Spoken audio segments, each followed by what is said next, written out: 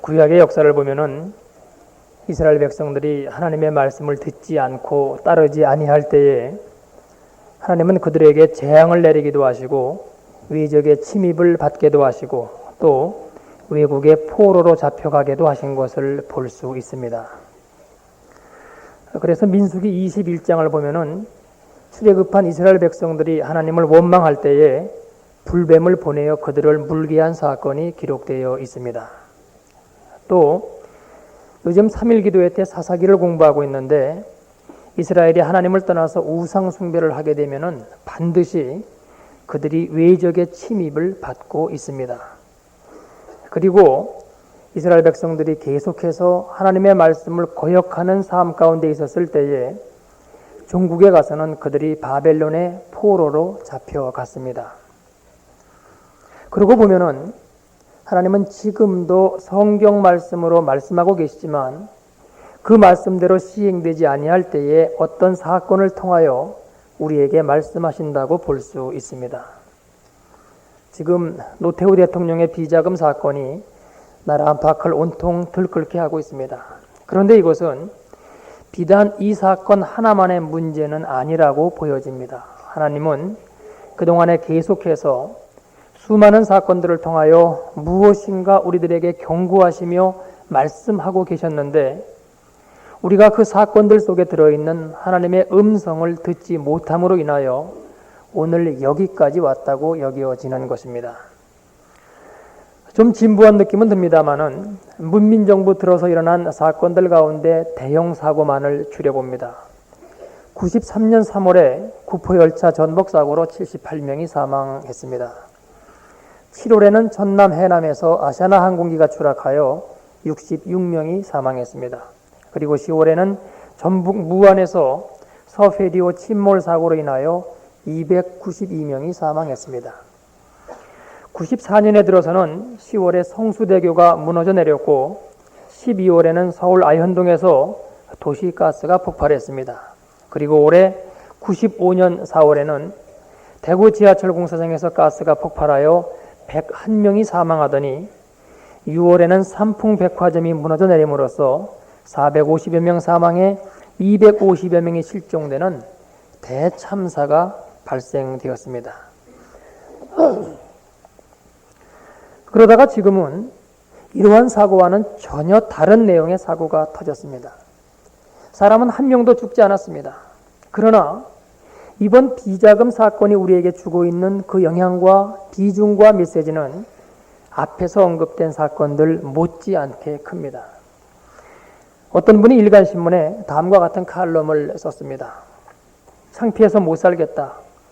쥐구멍이라도 있으면 쏙 들어가 버리고 싶다. 망신도 정도가 있지 나라를 이렇게 무참하게 만들 수가 있는가.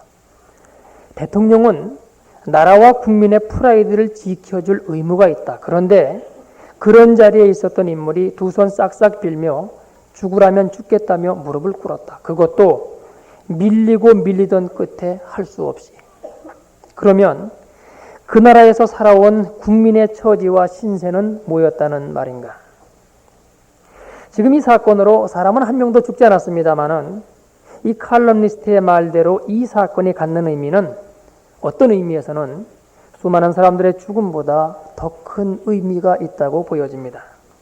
하나님께서는 이제까지의 사건들을 통해서 우리가 하나님의 음성을 듣지 못하자 이제는 이 나라의 최고 지도자의 수치스러운 모습을 통하여 지금 우리들에게 무엇인가 강한 메시지를 선포하고 계신 것입니다. 이 사건을 보면서 우리가 올 때까지 왔다고 여겨집니다. 그런데 여기서도 하나님의 뜻을 깨닫지 못하고 그 뜻대로 우리가 따르지 못한다면 더 이상 또 무슨 일이 벌어질 것인가 하는 생각이 드는 것입니다. 지금 북한의 동태가 심상치 않다고 합니다. 양식이 없어서 민심은 흉흉하고 정치 권력도 안정되어 있지 않고 경제력도 없는 상태에서 3, 4년이 지나면 현재의 무기 체계는 고물이 되고 마니까 그래서 이판사판이니 이번 겨울에는 하는 징후가 심심치 않게 보인다고 하는 것입니다. 수년 동안 보이지 않았던 무장공비가 왜 다시금 출현하고 있습니까? 여러분 전쟁을 겪어보신 분은 아시겠습니다마는 전쟁처럼 비참한 것이 또 어디에 있습니까? 작년도에 사람을 잡아 죽이고는 그 인육을 먹었다고 하는 지존파 사건이 있었습니다. 우리들은 경악했습니다마는 전쟁이 격심해지면 이런 일이 없으라는 법도 없습니다. 성경에도 전쟁 시 남의 집 아이들을 서로 잡아먹었다는 기록이 나타나고 있습니다. 그런데 사형 선고를 받았던 이들이 비자금 사건이 터진 바로 이 시점에서 요 며칠 전 사형을 당했습니다. 그런데 그들은 하나님 앞에 회개하고 변화된 모습 가운데 사형되었다고 보도되고 있습니다. 하나님 앞에 과연 그들이 문제일까요? 살아있는 우리가 더 큰 문제일까요? 이 시기에 그들의 죽음 역시도 우리에게 상징하는 바가 크다고 생각됩니다.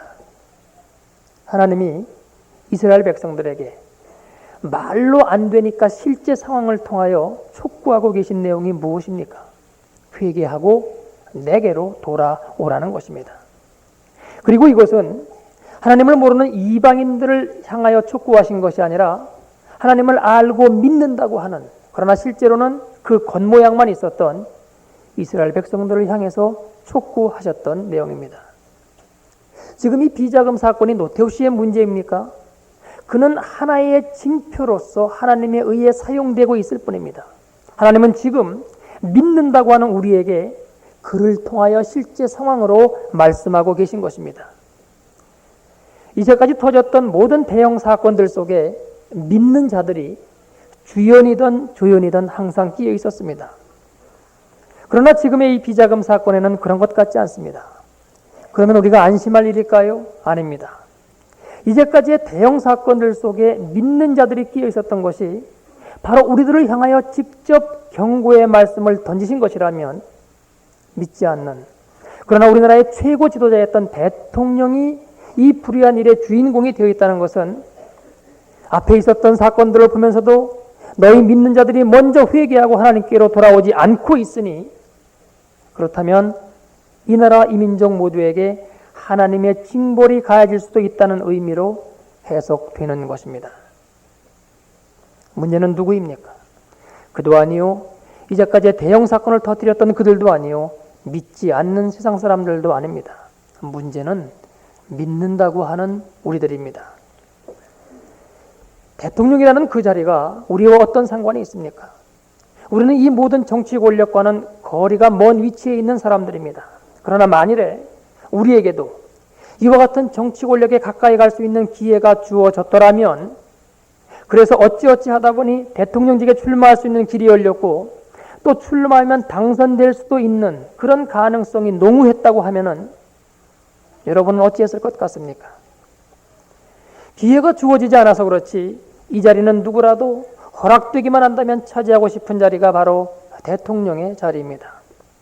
다만 너무 엄청난 자리라서 우리가 실감이 나지 않을 뿐입니다. 그러면 우리 주변을 돌아보십시다. 어째서 믿는 사람들의 모임인 노회나 총회에서 장자 붙은 자리를 차지하지 못해서 애쓰는 사람들이 있는 것입니까? 더 근접해 볼까요? 어째서 교회 내에서도 장자 붙은 자리 때문에 마음이 상하고 얼굴이 붉어지는 일들이 발생되고 있습니까? 정말로 저 사람보다도 내가 더 하나님께 온전히 봉사하겠다고 하는 좋은 의미에서의 욕심 때문입니까? 아니면 노태우 씨가 그 많은 돈이 정치에 필요했기 때문이라고 말하고 있지만 실제로는 자기 주머니를 불리기 위해서 행했던 것처럼 겉으로는 하나님의 영광을 위해서라고 하나 속으로는 내 욕심, 내 명예, 내 이름 때문에 그 자리를 차지하려고 하는 것입니까? 지금 이 비자금의 문제는 결코 노태우 씨의 문제가 아니요 바로 우리들 자신의 문제입니다. 왜냐하면 그 속마음, 그 동기를 들여다보면 그 사람이나 우리나 똑같은 마음, 똑같은 의식 구조를 갖고 있기 때문입니다. 우리가 하나님의 말씀 앞에 온전히 서기만 하면 그의 모습이 곧 나의 모습으로 투명하게 드러나는 것입니다. 이처럼 성취하고는 싶으나 그러나 너무나 까마득하여 성취하기 어려운 상황에 처할 때 사람은 두 가지의 반응을 나타냅니다. 하나는 포기하는 것입니다. 오르지 못할 나무는 쳐다보지도 말자는 것이죠. 또 다른 하나는 실제로 이루어질 가능성이 거의 없다는 것을 알면서도 그것에 대하여 성취의 꿈을 갖는 것입니다. 그러나 이것이 실제로 이루어질 가능성은 거의 없기 때문에 사실 그것은 그에게 환상에 불과하게 됩니다. 그러나 그렇더라도 그 환상이 그 사람의 삶에는 굉장히 큰 힘과 매력과 삶의 의욕을 북돋아 줄 수 있습니다. 특별히 어렵고 힘들고 아픈 상황 속에 있는 사람들일수록 환상은 그들에게 유일한 빛이요, 소망이요, 생명으로 나타날 수도 있습니다. 그러다가 그리던 그 환상이 내 눈앞에 나타나게 되면은 그는 그 환상이 자신의 영원한 실제가 되게끔 하기 위하여 그의 모든 노력과 수고를 아끼지 않습니다. 우리 한국 사람들은 그동안의 역사 가운데 어떤 어렵고 힘들고 아픈 상황 속에서 어떤 환상을 갖고 살아왔습니까? 배고픈 보릿고개를 지나면서 잘 살아보세 잘 살아보세 하며 개인소득 만불의 시대, 집집마다 자가용이 있는 시대, 풍요로운 물질과 레저 문화를 즐길 수 있는 시대를 꿈꾸면서 이제까지 줄다름쳐 왔습니다. 그래서 이제 이 목표가 이루어졌는가 싶었는데 이 환상의 결정체라고 볼 수 있는 삼풍백화점이 무너져 내렸습니다. 기술 문명이 발달되지 못하여 선진국의 대열에 끼일 수 없다고 하며 공업 입국의 기치 아래 수많은 공장을 세우고 기술 문명을 발달시켰건만 그 기술 문명의 결정체라고 볼 수 있는 기차, 비행기, 배가 침몰되고 다리가 끊어지고 가스가 폭발하였습니다. 조선시대까지 계속하여 양반들에게 억울하게 압박당하였던 국민들인지라 권력을 잡아서 모두가 평등하게 사는 나라를 만들어 보겠다는 환상은 그 권력의 최고 위치에 있던 대통령이 수천억의 재산을 치부함으로써 그들 모두의 환상을 깨어버리고 말았습니다. 누가 삼풍백화점을 모래성이라고 했습니다. 그 폭삭 주저앉은 모습을 보면서 겉은 화려했지만 속은 썩고 아무것도 없었다는 것입니다. 환상이 바로 이와 같습니다. 환상은 아름답고 화려합니다. 그러나 그 속에는 실제가 없습니다. 물론 앞에서 말씀드린 것처럼 인간은 환상을 가짐으로써 삶의 의욕을 소유할 수 있습니다. 그러나 그 환상 속에는 실제가 없기 때문에 환상을 통해 일시적인 위로와 기쁨과 행복을 누릴 수는 있지만은 이러한 것들의 본질적인 것은 얻을 수가 없습니다. 그래서 이와 같은 환상이 인생이 참으로 추구해야 할 것이 아닌 것을 알게 될 때에 그 인생은 아픔과 공허와 무의미의 나락 속으로 떨어지고 말게 됩니다. 그런데 이것이요, 세상과의 관계에서만 나타나는 것이 아닙니다. 우리들 신앙의 문제에 있어서도 동일한 현상들이 나타납니다. 오늘의 본문은 베드로의 신앙 고백에 관한 내용입니다. 그런데 베드로가 어떠한 사람이었습니까? 우리 모두가 그러했듯이 그 역시도 인생의 참 의미를 찾지 못하고 눈에 보이는 세계만이 전부인 줄 알고 살던 사람이었습니다. 그러던 그가 주님을 만납니다. 그가 가장 자신 있어 했던 고기 잡는 일에서 허탕을 치고 빈배로 돌아왔을 때에 주님은 그물을 내리라고 명령하시고 배에 가득 고기를 채우심으로써 당신의 능력을 그에게 나타내 보이셨습니다. 그리고 그의 가르침은 맑고 깨끗하면서도 권세 있는 자와 같았습니다. 또한 아픈 자와 가난한 자를 향하여 사랑이 넘쳤고 긍휼이 넘쳤습니다. 이러한 주님의 모습을 보면서 예수님은 그에게 완전한 삶의 모범이 되시기에 충분했습니다. 그래서 그는 예수님을 따라다니면서 열심히 주님을 배웠습니다. 그의 모든 것을 닮아보려고 애썼고 정말로 예수님처럼 되어보려고 했습니다. 그러나 그가 실제로 예수님처럼 될 수는 없었기에 예수님은 그에게 환상이었습니다. 그런데 그의 이 환상이 실제로 이루어지는 듯한, 실제로 붙잡을 수 있는 것 같은 날이 옵니다. 그것이 바로 오늘의 본문 말씀입니다. 예수님께서 사람들이 나를 누구라고 하더냐 하고 물으신 후 이번에는 제자들을 향하여 물으십니다. 너희는 나를 누구라 하느냐? 그때 베드로가 예수님이 하나님의 아들 되심을 대답합니다. 마태복음에 의하면 이때 예수님이 베드로를 칭찬하십니다. 바요나 시모나 네가 복이 있도다. 너는 베드로라. 내가 이 반석 위에 내 교회를 세우리니 음부의 권세가 이기지 못하리라. 내가 천국 열쇠를 네게 주리니 네가 땅에서 무엇이든지 매면 하늘에서도 매일 것이요 네가 땅에서 무엇이든지 풀면 하늘에서도 풀리리라. 그는 드디어 주님께 인정받았습니다. 천국 열쇠도 받았습니다.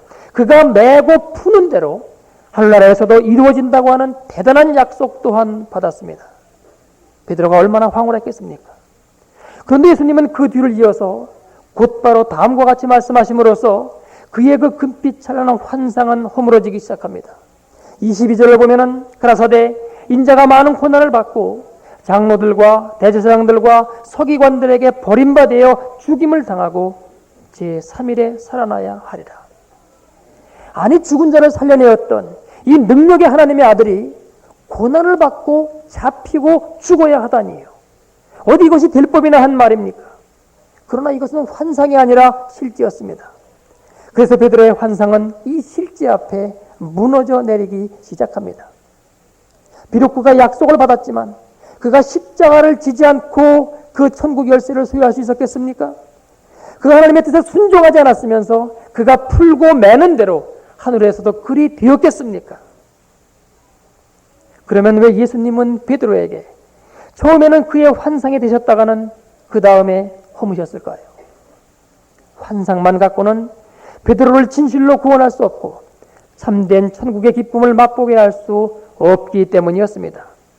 그의 그 공허한 텅 빈 마음이 근본적으로 채워지지는 않은 채 예수님 같은 외형상의 모습만을 닮아가는 것, 예수님처럼 외형상의 능력만을 나타내는 것, 예수님처럼 살아가는 그 겉모습만을 따라가는 것 갖고는 그의 삶의 문제가 결단코 참으로 해결될 수가 없기 때문이었습니다.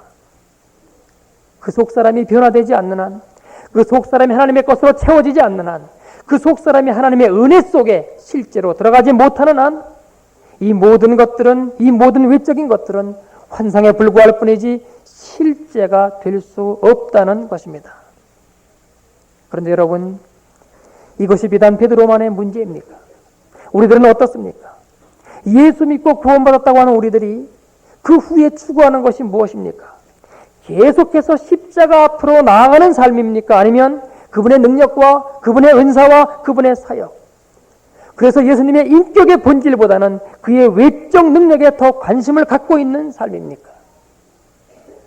그러한 것들은 잠시 우리에게 기쁨과 위로와 행복을 줄 수는 있지만 거기에는 결코 참된 기쁨과 참된 위로와 참된 행복은 없습니다. 예수님의 외적인 그 어떠한 능력도 우리에게는 결코 본질적인 구원이 될 수가 없습니다. 이처럼 신앙의 본질을 보지 못하고 환상을 쫓아가고자 하는 우리 인간의 마음은 하와가 선악과를 보았을 때에 먹음직도 하고 부함직도 하고 탐스럽기도 하였던 인간의 그 원죄로부터 출발되는 것이기 때문에 이것은 십자가 위에서만 해결될 수 있습니다. 그래서 예수님은 베드로에게 그의 환상을 허무시면서 그를 십자가에로 인도하십니다. 23절 말씀입니다. 또 무리에게 이르시되 아무든지 나를 따라오려거든 자기를 부인하고 날마다 제 십자가를 지고 나를 쫓을 것이니라. 다시 말씀드리거니와 우리 인간의 모든 문제는 십자가 위에서만 근본적이며 본질적인 해결을 받을 수가 있습니다. 그러면 왜 예수님은 우리를 처음부터 십자가에로 인도하시지 않고 환상을 갖게 하신 후 그것을 허무시면서 그래서 우리에게 아픔을 주시면서 그 다음에 십자가에로 인도하실까요? 사람들이 십자가에로 나오지 않기 때문입니다. 여러분, 예수를 믿는다고 하는 것의 본질이 무엇입니까? 지금 이 23절 말씀에 날마다 제 십자가를 진다고 하는 말씀에 주목하십시오. 오늘도 십자가의 은혜로 내가 이처럼 살고 있습니다 하며 나의 죄악된 모습을 매일매일 계속해서 주님의 십자가 앞에 드러내고 또 용서받고 그래서 또 하늘의 새로운 힘을 얻어 이 땅을 승리하며 살아가는 것이 신앙생활의 본질입니다. 그런데 우리는 이러한 자세로 십자가 앞으로 나아가려고 하지 않습니다. 대신 더 많은 능력과 더 많은 조직과 더 많은 사역을 통해서 내가 이렇게 하나님의 일을 합니다 하며 그것으로 나의 죄악된 모습을 대체하려고 합니다. 그래서는 십자가 앞에 나와 하나님 앞에 계속해서 벌거벗으려고 하지 않습니다. 솔직히 부끄러운 모습을 구하면서 그분의 은혜를 계속해서 덧입으려고 하지 않습니다.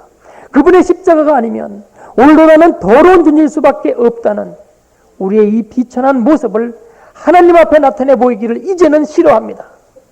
대신 하나님의 이름 아래 하나님을 위해 무엇라도 할 수 있다고 하는 우리의 부유하고 강하고 열심 있는 모습을 하나님 앞에 드러내려고 합니다. 그래서 우리는 얼마나 세상과 하나님에 대한 환상에 들떠서 살고 있는지요. 일해보자고 야단입니다. 선교해보자고 야단입니다. 큰 집을 짓고 조직하고 훈련시키자고 야단입니다. 그러나 이것이 진정으로 하나님이 하시는 일입니까? 내가 하는 일입니까? 이 일을 통해서 하나님의 영광이 드러나고 있습니까? 그 속에 나의 나됨이 드러나고 있습니까? 그리고 무엇보다도 하나님이 이 땅에서 진실로 찾고 계신 것이 무엇일까요? 그분이 우리의 일과 우리의 의를 찾으실까요? 그분은 우리의 상한 마음을 찾고 계시는데 우리는 이 상한 마음, 이 죄악된 마음은 슬그머니 감춘 채 하나님의 이름을 빌려서 아름답고 의롭고 거대한 일의 프로젝트를 갖고 그 환상을 갖고 그분 앞으로 나아가려고 하고 있는 것은 아닌지요. 하나님은 이것이 아니라고 말씀하십니다. 그러면 왜 하나님은 우리를 십자가로 바로 인도하시지 않고 먼저 환상으로 인도하실까요? 그것은 우리의 패역함 때문입니다. 아무리 말하여도 십자가로 나오지 않고 들을 귀가 없어도 안 나오고 들을 귀가 있어도 나오지 않으니까 환상을 주셔서 거기에 무엇이 있는 것처럼 그것을 줬게끔 하시다가 그러나 그것이 아님을 보며 그 당황하는 가운데에 우리의 상한 마음, 우리의 죄악된 마음, 우리의 부끄러운 마음을 보게 되어 그것을 십자가 앞에 내려놓게끔 하기 위해서 그분은 우리를 1차로 환상 가운데로 인도하십니다. 그런데 이제 그 환상들이 다 무너져 버렸습니다. 물질의 환상이었던 삼풍백화점이 무너졌고 기술 문명의 환상이었던 교통수단과 다리가 무너졌고 정의의 환상이었던 정치 권력이 무너져 내렸습니다. 이것은 우리에게 무엇을 보여주고 있습니까? 우리들 신앙생활의 환상을 무너뜨리라는 겁니다. 너희가 추구하는 그 외적인 신앙생활의 모습은 가짜이니 허상이니 환상이니 그것을 무너뜨리라는 겁니다. 그리고 이제라도 주님의 십자가 앞에 가난하고 홀벗고 애통하는 마음으로 나와서 드러누우라는 것입니다. 그래서 우리의 벌거벗은 모습, 우리의 비천한 모습, 우리의 부끄러운 모습을 그분의 십자가 앞에 솔직히 드러내 보이라는 것입니다. 오직 거기에만 사유함의 은혜가 있고 구속함의 은총이 있고 능력의 실제가 있고 천국의 실체가 있으니 이제는 신앙생활의 이 모든 환상을 버리고 세상 모든 것의 실체인 십자가 앞으로 나아오라는 것입니다. 그리고 바로 이것만이 우리와 우리 민족을 다가올 더 큰 환난에서 구원할 수 있는 길임을 하나님은 지금 그동안의 모든 사건을 통하여 우리에게 말씀하고 계신 것입니다. 성도 여러분, 지난 주일은 478주년을 맞는 종교개혁 주일이었습니다. 그러나 개혁은 끊임없이 일어나야 합니다. 그리고 그 개혁은 의식의 개혁이요, 사고방식의 개혁이요, 신앙생활의 개혁이어야 합니다. 하나님은 지금 이 나라와 이 민족을 붙들어 세워 쓰시기 위해서 우리에게 말씀하고 계십니다. 너희의 환상을 허물어라. 그리고 벌거벗은 진실된 모습으로 십자가 앞으로 나아오거라. 오직 그것만이 모든 것의 실체이니 그리고서야 나를 좇을 수 있으리라. 기도드리겠습니다. 사랑의 아버지 하나님, 우리가 주를 따른다고 하면서 사실은 주를 따르지 않고 십자가 앞으로 나아가지 않고 우리의 나된 것을 자랑하는 삶 가운데 있었던 것을 이 시간 아버지 앞에 고백합니다. 아버지, 세상의 이 모든 어지러움과 그리고 이 모든 대형 사건들이 그들 때문이 아니라 바로 우리 때문이었음을 아버지 고백합니다.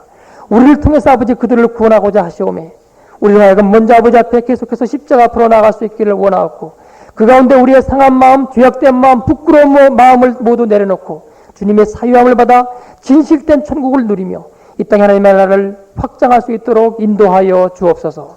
예수 그리스도의 이름으로 기도드리옵나이다.